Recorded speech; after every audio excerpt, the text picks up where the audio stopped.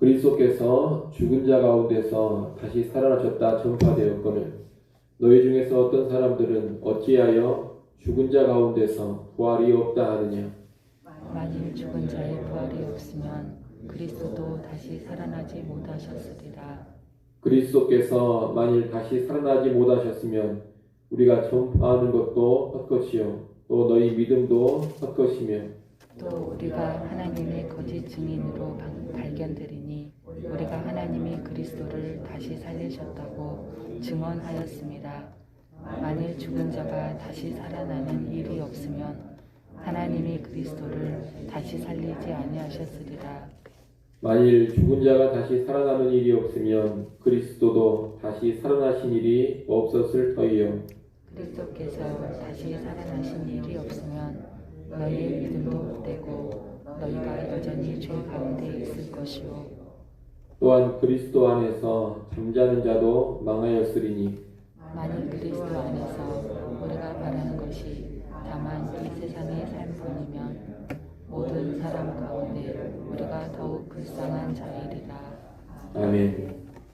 우리가 어제 본 고린도전서 15장 1절부터 11절 말씀에서 바울은 자신을 비롯한 모든 사도들이 전한 복음은 십자가의 죽음과 더불어 부활의 복음임을 말했습니다. 이렇게 부활의 복음이 분명히 전해졌음에도 고린도 교회 안에는 육체의 부활을 믿지 않는 사람들이 있었습니다. 12절 말씀을 보십시오. 10절 보면 그리스도께서 죽은 자 가운데서 다시 살아나셨다 전파되었거늘 너희 중에서 어떤 사람들은 어찌하여 죽은 자 가운데서 부활이 없다 하느냐 이렇게 말하고 있습니다. 이것이 고린도 교회의 또 하나의 문제였습니다. 부활이 없다고 주장하는 사람들이 교회 안에 있었다는 겁니다. 이들은 보편적인 세상의 경험, 인간의 이성의 근거에서 죽은 자가 부활한다는 것을 믿을 수가 없었습니다. 또 헬라 철학에서는 몸이 영에 비해 열등하고 속된 것으로 간주되었기 때문에 몸의 부활을 더더욱 믿기가 힘들었던 것 같습니다. 이들은 복음의 증거보다 자기들의 이성이라든가 세상의 철학을 더 우선시하는 태도를 보여주고 있습니다. 이성적으로 보거나 철학적으로 봐서 죽은 자의 부활이라는 것은 있을 수가 없다. 그렇기 때문에 그리스도도 부활하지 않았다. 이런 태도를 가진 것입니다. 복음에서 말하는 것이 이성적이지 않아 보이고 세상의 철학과 맞지 않아 보이기 때문에 복음의 증거를 거부하는 태도를 보였다는 겁니다. 그러나 바울은 정반대의 논리를 펼치고 있습니다. 13절 말씀을 여러분이 한번 읽어보십시오. 13절 읽습니다. 만일 죽은 자의 부활이 없으면 그리스도도 다시 살아나지 못하셨으리라. 아멘.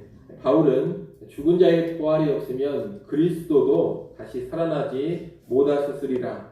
뒤집어 말하면 그리스도가 다시 살아나셨으니 죽은 자의 부활도 있다. 이렇게 주장을 합니다. 부활을 못 믿는 사람들은 부활한 사람이 아무도 없기 때문에 그리스도의 부활도 없다. 이런 논리입니다. 그러나 바울은 거꾸로 그리스도께서 부활하셨으니 죽은 자의 부활도 있다. 이런 논리를 펼치고 있는 겁니다. 이것은 세상을 바라보고 평가하는 기준을 어디에 두느냐의 차이입니다. 달리 말하면 이성이나 세상의 철학을 복음 위에 두느냐 아니면 복음을 이성이나 세상 철학보다 더 위에 두느냐 이 차이입니다.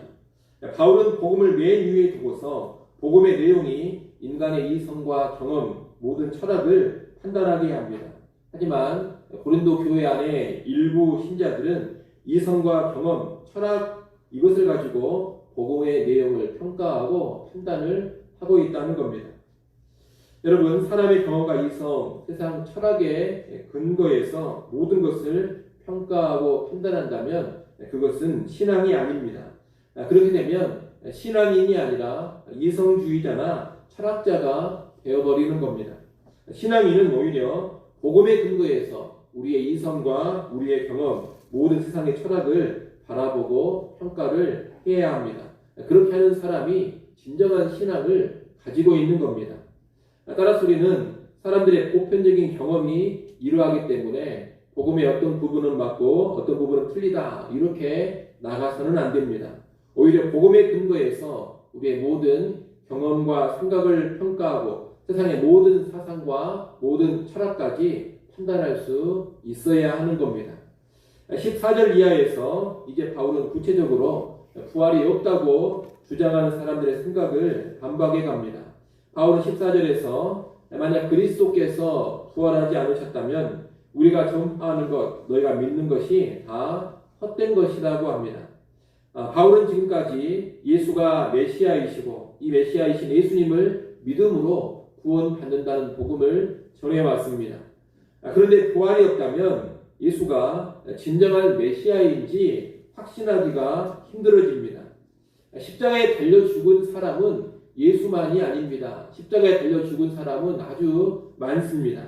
예수님이 달려 죽으실 때에도 예수님 좌우편에 두 명의 강도가 십자가에 달려서 함께 죽었습니다.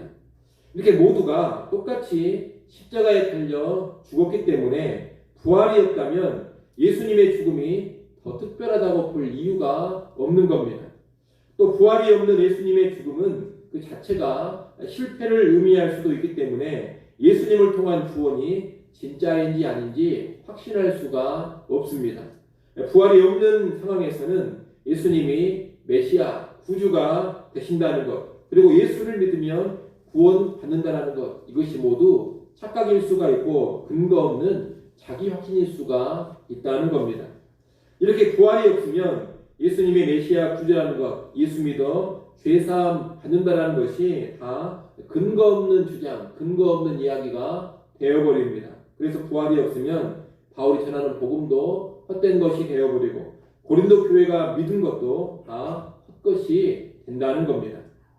이어 15, 16절에서는 부활이 없으면 우리는 거짓 증인이라고 바울이 말합니다. 지금까지 바울은 그리스도께서 부활했다는 부활의 복음을 증거하고 다녔습니다. 그런데 그리스도께서 정말로 부활하시지 않으셨다면 바울은 그동안 뭘 하고 돌아다닌 것이냐? 거짓말을 하고 돌아다닌 것이 됩니다. 하나님께서 하시지도 않은 일을 바울이 했다고 증거하고 다닌 겁니다. 이것은 단순한 거짓말을 넘어서서 하나님까지 기만하고 이용한 것입니다. 참으로 심각한 죄악이 되는 겁니다. 하지만 하나님은 분명히 그리스도를 다시 살리셨습니다. 부활은 분명한 역사적인 사건입니다. 그리고 이렇게 그리스도가 부활한 것은 죽은 자가 살아나는 일이 다시 있다는 강력한 증거가 됩니다. 육체의 부활이 있기 때문에 하나님께서도 그리스도를 다시 살리신 겁니다. 이 모든 일이 사실이기 때문에 바울은 거짓 증인이 되지 않는 겁니다. 17절, 18절은 부활이 없으면 우리가 죄 가운데서 멸망할 것이라고 바울이 말합니다. 부활이 없으면 우리의 믿음이 헛된 이유는 죄 사함이 확실해지지 않기 때문입니다. 우리의 죄 문제는 십자가의 죽음과 부활을 통해서 완전히 해결됩니다. 그리스도의 죽음과 부활은 죄 문제의 해결이라는 이 동전의 양면과도 같은 겁니다. 우리의 죄를 대신 지시고 십자가에 달려 죽으심으로 죄 문제가 해결되는데 예수님이 십자가에 달려 죽으시기는 했는데 부활을 하지 않으셨다면 여전히 죄의 권세, 사망의 권세가 강력한 힘을 가지고 있는 겁니다. 만약 부활이 없다면 그리스도께서 우리 죄를 위해 대신 죽어주시기는 하셨지만 그리스도 역시 죄의 권세인 사명에 여전히 매여있는 그러한 형국입니다. 그런 상황은 죄 문제가 완전히 해결된 것이라고 볼 수가 없습니다.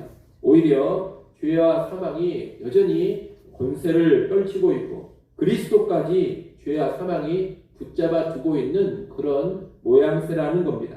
그렇기 때문에 부활이 없는 상황에서는 죄 문제가 완전히 해결되었다 이렇게 볼 수가 없고 그런 확신을 가질 수도 없는 겁니다. 그러나 부활을 통해 사망이 깨져버림으로써 우리를 지배하던 죄가 완전히 무력해져 버렸고 우리가 그것을 확신할 수가 있게 됩니다. 그리스도는 죄의 권세, 사망의 권세를 다 이기셨고 다시 살아나셨습니다. 그 그리스도의 부활로 인해서 우리의 죄 문제가 완전히 해결받는 것이고 죄에서 완전한 자유함을 우리가 누릴 수 있게 되는 겁니다. 따라서 부활이 없다면 죄 사함의 복음이 결코 될 수 없고 부활이 없다면 우리는 여전히 죄의 근세에서 제대로 벗어나 있지 못하는 것입니다. 아울러 그리스도의 부활이 없다면 우리 역시 부활하는 일도 없을 것이고 우리 몸의 부활이 없다면 이 땅에서의 삶이 전부 다 이런 의미가 됩니다. 부활이 없다면 그저 이 세상의 삶을 전부로 알고 살아야 한다는 겁니다. 주를 위해 고난을 받고 조롱과 멸시를 당하는 삶이 이 세상의 삶이 전부라면 다 무의미해져 버립니다. 부활이 없다면 주와 복음을 위해 고난당하고 수고하고 희생한 그런 사람들이 가장 불쌍한 사람이 되어버리는 겁니다. 19절 말씀을 여러분이 한번 읽어보십시오. 19절 말씀 읽습니다. 만일 그리스도 안에서 우리가 바라는 것이 다만 이 세상의 삶뿐이면 모든 사람 가운데 우리가 더욱 불쌍한 자이리라. 아멘. 부활이 없다면 정말로 이 말씀이 맞습니다. 그러나 부활이 있기 때문에 주를 위해 살고 복음을 위해 고난받는 것이 의미가 있습니다. 부활이 있기에 세상과는 다른 가치로 세상의 풍조를 거스르며 살아가는 것이 의미가 있어지고 헛되지 않게 됩니다. 부활이 있기 때문에 좁은 길을 가더라도 소망을 품으면서 갈 수가 있는 것입니다. 부활이 없다면 가장 불쌍한 사람들이 주를 위해 수고하고 복음을 위해 좁은 길을 가는 사람들이지만 부활이 있기 때문에 그들이 실상 가장 지혜로운 자들, 가장 영광스러운 자들이 되는 겁니다. 여러분, 부활은 기독교 신앙의 핵심입니다. 부활이 없다면 우리가 전파하는 복음도 무의미하고 우리가 믿는 믿음도 의미가 없습니다. 우리의 죄 문제도 결코 해결이 되지 않고 우리의 모든 수고와 희생도 무의미해집니다. 부활이 없다면 굳이 예수를 믿을 필요가 없고 굳이 예수를 위해 살 필요가 없습니다. 부활이 없다면 예수님을 따라 십자가를 지고 살아갈 이유도 없습니다. 그러나 그리스도는 분명히 부활하셨고 우리 역시 부활할 것이기 때문에 그 모든 것이 의미가 있고 가치 있는 일이 되는 겁니다. 여러분, 이러한 내용을 잘 기억하시고 오늘 하루를 살아가실 때 또 여러분의 남은 인생 살아가실 때 부활에 대한 믿음과 소망으로 살아가시기를 바랍니다. 부활하신 그리스도께서 지금 내 안에 살아계시고 그 부활의 능력으로 나를 짓누르는 모든 죄의 권세가 깨졌습니다. 그리고 이제 훗날 나도 주와 함께 부활하여서 영광 가운데 있게 될 것입니다. 이런 믿음, 이런 소망을 가지고 살아갈 수 있기를 간절히 소원합니다. 기도하겠습니다. 하나님 아버지, 부활이 없다면 우리가 전하는 복음도 우리가 믿는 믿음도 우리가 주를 위해 살아가는 모든 삶도 다 헛것이 되어버린다는 것을 잘 알게 하여 주시옵소서. 그러나 부활이 있기 때문에 그 모든 것이 의미 있고 가치 있는 것인 줄로 믿습니다. 아버지 하나님, 그리스도께서 부활하셨다는 분명한 확신 가운데 이 땅을 살아가게 하시고 부활의 소망 가운데 우리의 내세를 전망케 하여 주시옵소서. 온 하루 살아갈 때에도 부활하신 주님을 굳건하게 믿게 하시고 우리 또한 부활하리라는 소망 가운데 힘있게 살아가게 하여 주시옵소서. 아버지 하나님, 이 시간도 우리를 기도하는 이 자리로 불러주셔서 감사를 드립니다. 하나님 앞에 왔사오니 겸손하게 엎드리고 우리의 모든 염려, 우리의 짐을 하나님께 맡겨버리게 하여 주시옵소서. 우리가 짊어지고 고생하지 않게 하시고 우리를 돌보시고 책임지시는 그 살아계신 전능한 하나님께 모든 짐 맡겨버리고 평안을 누리게 하여 주시옵소서. 예수님의 이름으로 기도드리옵나이다. 아멘.